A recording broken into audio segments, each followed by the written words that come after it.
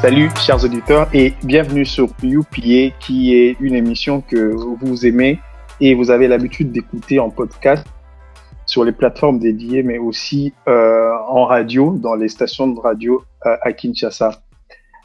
Aujourd'hui, on reçoit un des artistes importants, en tout cas du continent africain, mais surtout un fils du pays. Il s'appelle Keïcha. Donc, je vais lui laisser s'introduire en fait. Et ensemble, on va essayer un peu de partager son profil. Et puis, il va me compléter si je suis un peu à côté. Salut Keïcha. Salut, comment ça va? Je vais très bien. En Merci forme? de m'accueillir. Ben, c'est un plaisir et un honneur de t'avoir dans ce podcast. Dans l'objectif, je dois rappeler et justement de reconstituer un peu l'histoire de la culture urbaine en RDC, puisque vous êtes congolais à la base. Vous êtes un artiste important à l'échelle internationale, déjà il faut le signaler, grâce à votre style unique mélangeant le kizomba, le zouk, même d'autres styles africains, mais avec un peu de R&B contemporain, du hip-hop et de l'électro. Donc, vous êtes un peu un artiste hybride, mais un producteur aussi, on doit le signaler.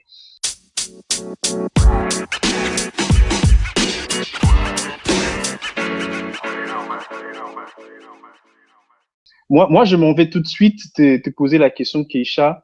Quel est, en fait, on va aller sur tes récompenses, on viendra.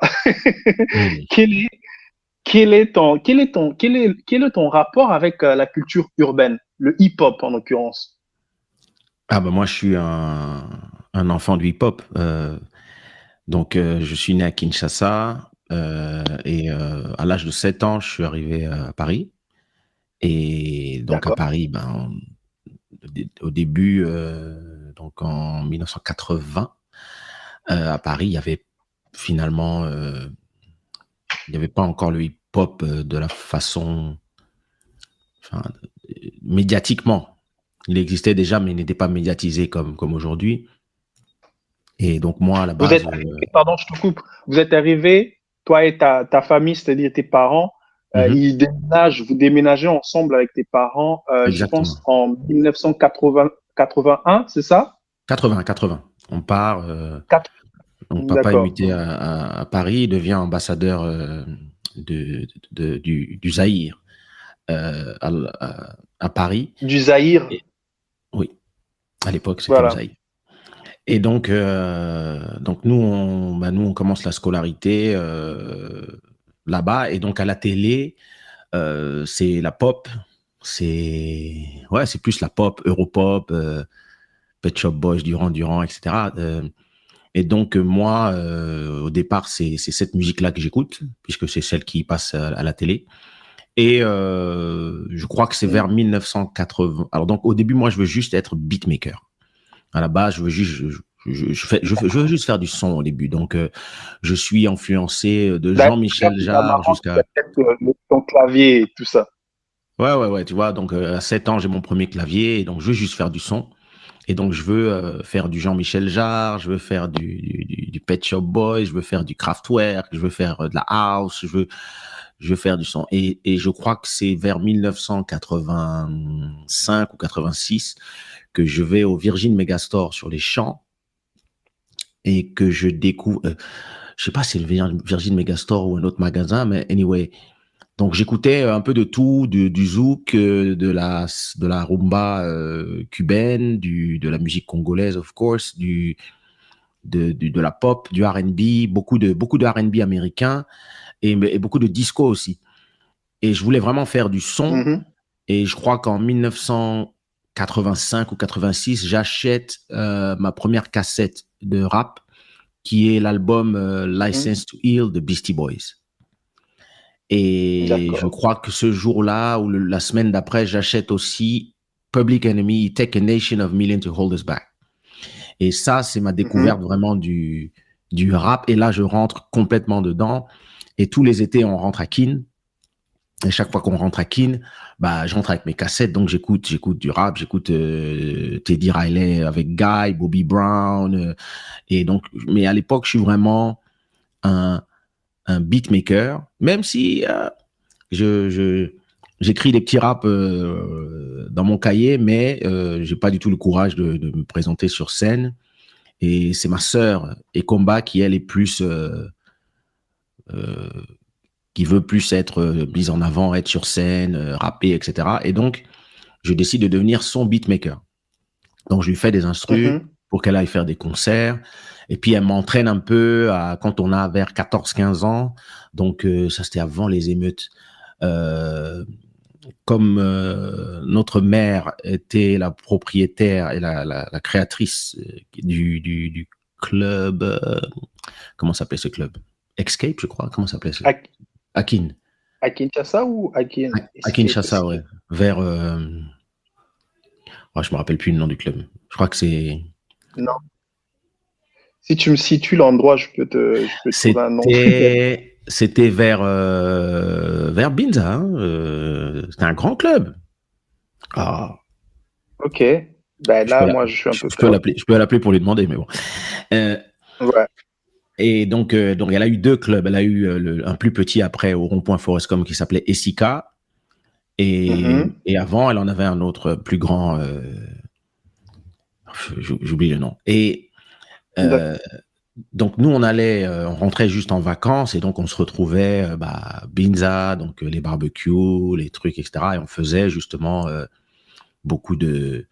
Bon, les gens savaient qu'on rappait, mais tu sais, à cette époque-là, personne se prenait au sérieux. C'est là aussi. Formel aussi.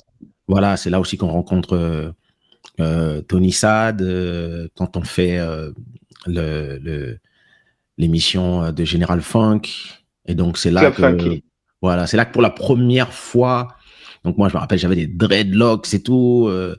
Et donc, c'est là pour la première fois qu'on fait un show.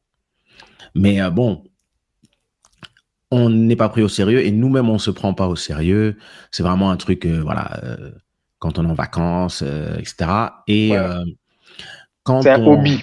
Voilà, c'est vraiment un hobby. Et de toute façon, pour les parents, si c'était pas un hobby, c'était même pas la peine de penser à autre chose. Donc, on était vraiment dans les études à fond. Donc, à 17 ans. Tu me permets de te couper? Oui, bien sûr, bien sûr. Moi, voilà, tu sais, l'émission est un peu focalisée sur Keene.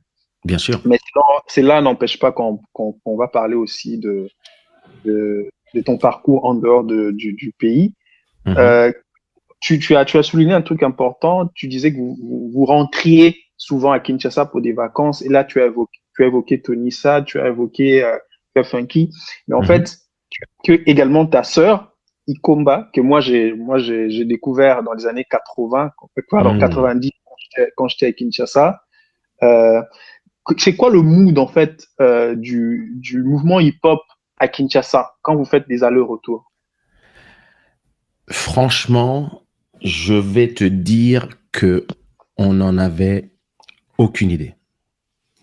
Parce que nous, on était dans les hauteurs à Binza et le hip-hop, c'était plus une passion pour tout le monde, en fait.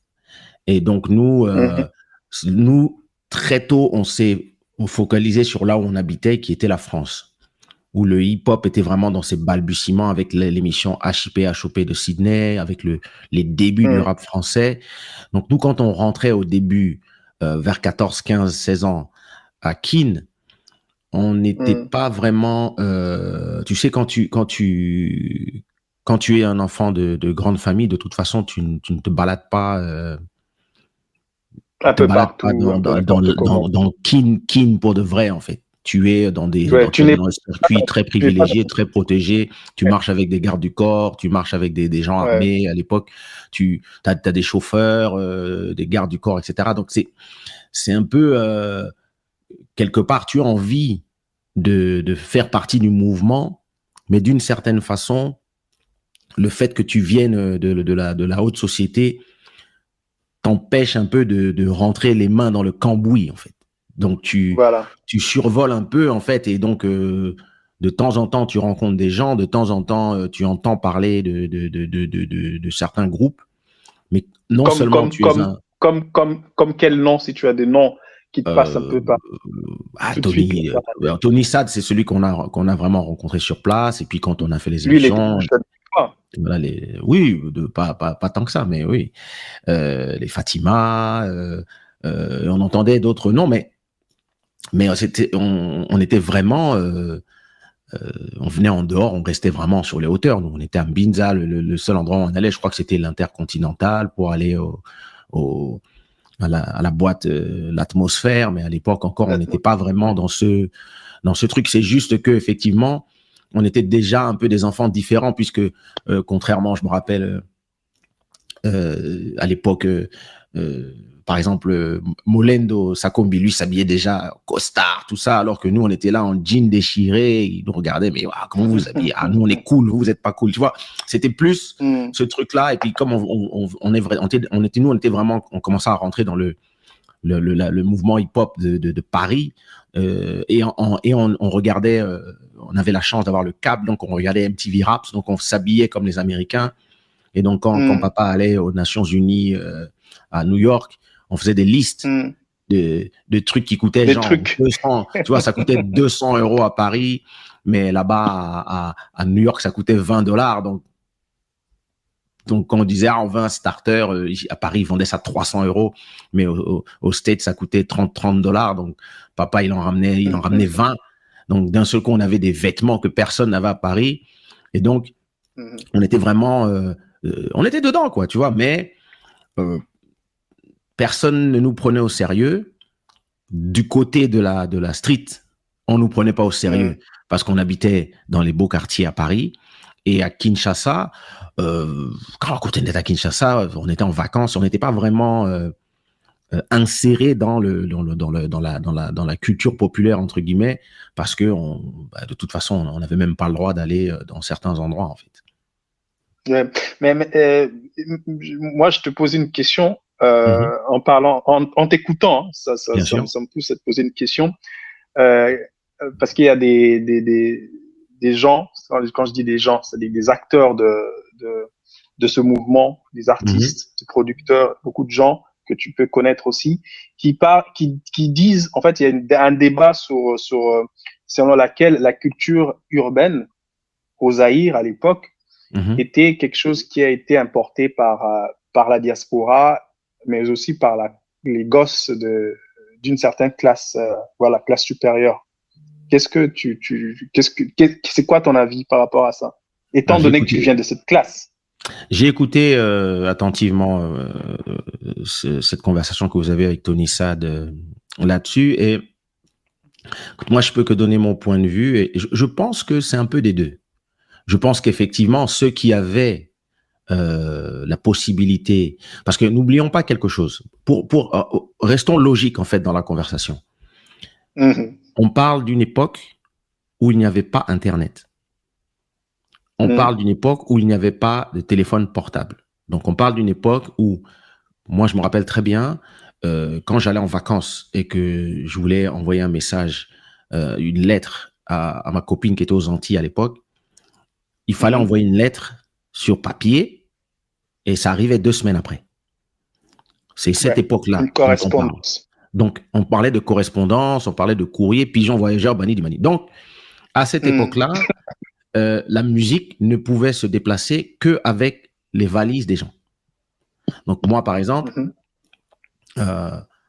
forcément, ceux qui étaient DJ, et à l'époque d'ailleurs, ce sont les DJ qui faisaient la culture. Donc, c'est quand tu allais en discothèque que les DJ te faisaient découvrir la nouvelle musique. Donc, c'est comme disait Tony par rapport à son père, ceux qui avaient des discothèques, eux étaient sur le forefront de la musique. Ceux qui voyageaient aussi, ceux qui faisaient les allers-retours, venaient effectivement avec leurs cassettes et les prêtaient ou les donnaient faisaient des copies aux cousins. Et tout le monde aussi, effectivement, avait un cousin qui habitait en Europe et qui pouvait envoyer des trucs via les tantes. Et d'ailleurs, quand j'écoute la plupart des histoires des j'écoutais un podcast récemment d'un ami à moi, Driver, avec une autre amie à moi, deux amis à moi, les Nubians, et elle racontait qu'elle-même, quand elle vivait au Tchad, c'était pareil en fait. Elles attendaient que les gens de l'extérieur ramènent la nouvelle musique. Parce qu'il n'y avait pas de magasin où tu pouvais acheter des disques, ou très peu, en fait. Donc, c'est un peu normal que ce soit les gens, finalement, de la diaspora, à l'époque, qui ramenaient les nouveautés, mais ça ne veut pas dire que... de toute façon, tout le monde, comme a dit Tony, tout le monde avait un cousin qui était à l'extérieur, puisque nous-mêmes, nous étions les cousins de l'extérieur.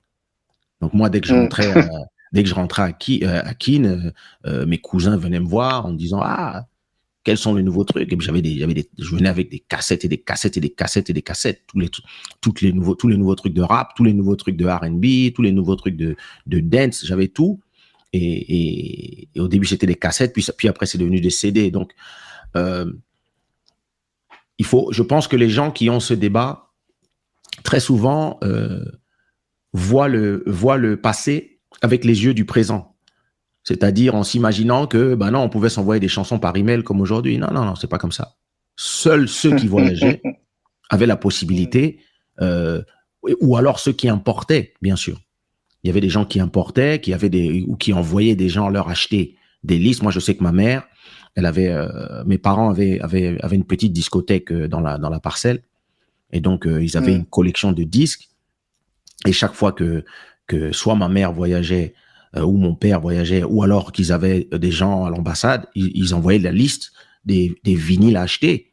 Ils avaient des gens qui allaient leur acheter, qui leur ramenaient des trucs dans les valises. Donc, à l'époque, la musique ne voyageait que via l'avion, de toute façon. L'avion, le bateau, la route. Donc, quelque part, c'est un peu normal que ça soit les gens qui avaient la possibilité de voyager. Donc, pas forcément les gens fortunés, mais les gens qui avaient la possibilité de voyager par le travail ou par le fait qu'ils habitaient justement à l'extérieur.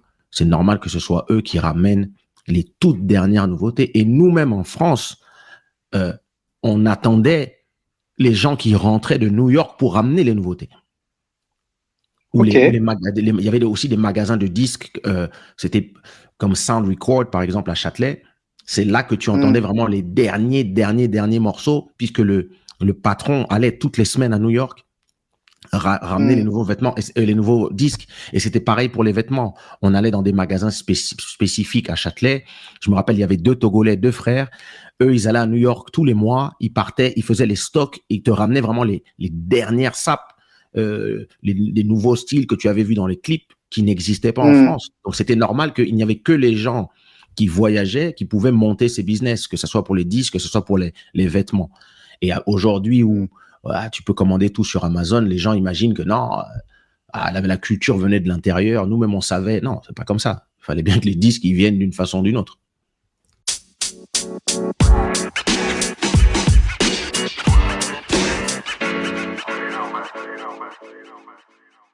Ouais.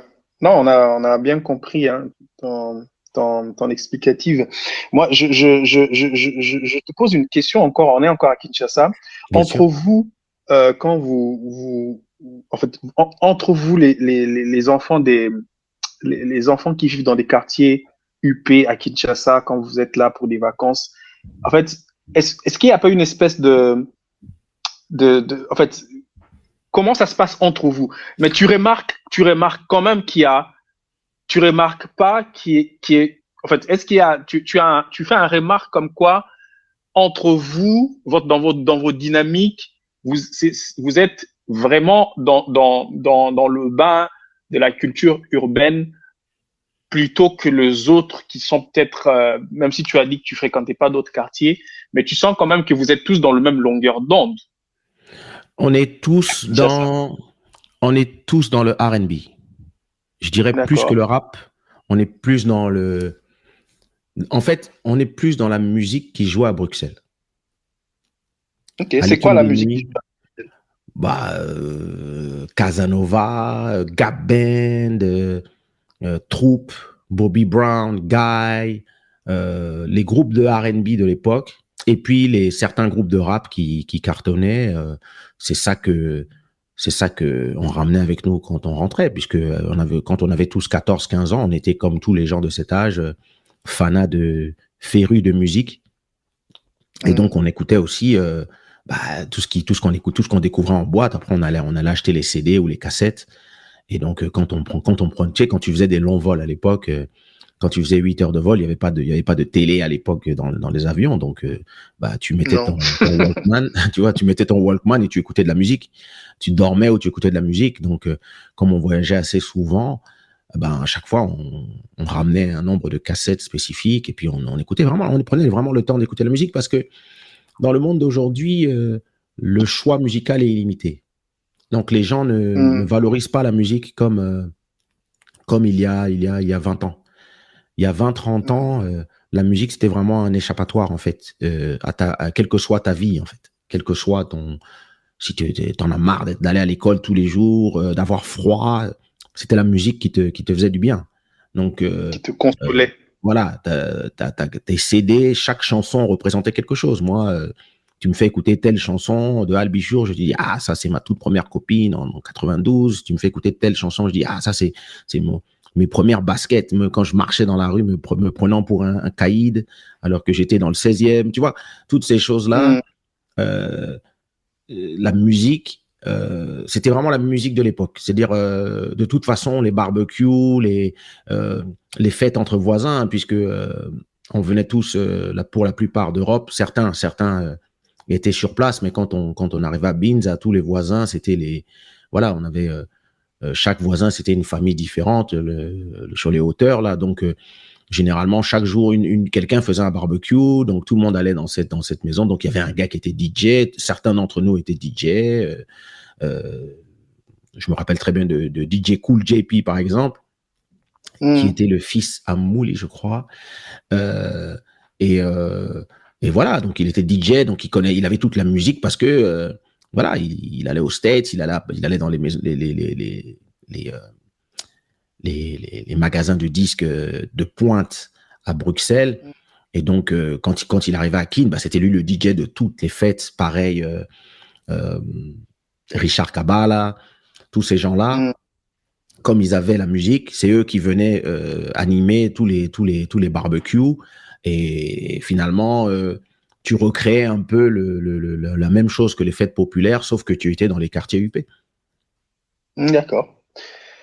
Il y a aussi un nom qui revient souvent, je pense que c'est Bokele Oteti, qui est un ami de Richard, qui a apparemment skating, qui a aussi un peu boosté ce mouvement à Kinshasa, entre autres avec le groupe Fatima. Mais on va peut-être y revenir. Maintenant, je te repose la question dans le même sens qu'en Europe, en fait. Ce que je vais dire, c'est que quels sont les artistes d'origine africaine qui, en fait, qui prend le pas en Europe dans le mouvement hip-hop, que toi tu peux. D'origine africaine. Ouais, on est en tout France, le monde. en France ou en Belgique.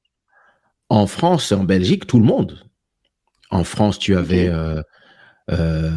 Passy, ministère amer, qui est congolais de Brazza.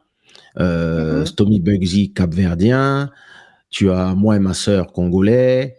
Tu as Benji des Nègres Marrons, Brazzaville, Congo Brazza, et Jackie Cap-Vert. Tu as les Arsenic, Lino et Calbo congolais.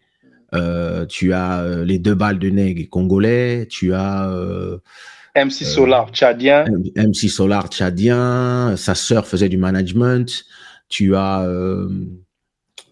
aussi beaucoup d'Africains du Nord, évidemment, mais le rap français, il a été popularisé par les Africains et aussi des Antillais. Mais parce que la culture en France, comme la France, c'est un pays qui a voulu assimiler tous les ressortissants de ces anciennes colonies et qui a donc fait déplacer pour pouvoir construire la France énormément de ressortissants des autres pays et les ont mis dans les différentes banlieues. Ce sont les enfants de tous ces immigrés qui ont fait le mouvement hip-hop en France. C'est eux qui ont à un moment commencé à dire, ils ont commencé à écouter la musique américaine et puis à un moment ils ont commencé à le faire en français. Et en fait, vers le début des années 90, ça a vraiment commencé à devenir un mouvement, donc avec NTM, avec IAM à Marseille, avec voilà, Ministère Amer, Mafia Quinfri, tous ces différents groupes. Et moi, à l'époque, je voulais faire des instrus pour tout le monde. Donc, je commençais à être connu à l'époque comme un gars qui faisait des instrus. Et j'étais aussi connu parce que j'étais mieux habillé, puisque j'avais vraiment les derniers vêtements à chaque fois. Donc, on me regardait tout le temps. Mais lui, comment il est toujours habillé en Chicago Bulls, il a les Raiders, il a toujours les machins, il a les dernières chaussures, etc. Et en fait, à un moment, il y a commencé à avoir des concours de rap en France avec Cut Killer et DJ Noise, DJ Abdel au platine. Et à Clichy, il y a commencé à avoir des concours de rap. Et nous, on avait très peur d'y aller parce que déjà, on entendait dire que non, les gens n'aiment pas les gosses de riches à Paris. Et en plus, il y avait un seul rappeur qui rappait en anglais, en étant français. Et il s'appelait East, si je me rappelle bien. Père, son âme, il n'est plus de ce monde, mais il s'appelait East, je crois. Et quand lui rappait en anglais, il paraît que vraiment les gars disaient « Ouais, pour qui tu te prends? Pourquoi tu rappes en anglais? C'est quoi ton problème ?» Les gens le prenaient mal. Ouais, les gens le prenaient mal parce que ici, c'est la France, on rappe en français, etc. Et nous, vers 17-18 ans, nous, on parlait déjà anglais, français, lingala, espagnol, puisque on était dans des très bonnes écoles, donc on avait une facilité pour les langues. Mais également, pardon, je te coupe, tu as également beaucoup voyagé à cause du travail de papa, si je peux souligner.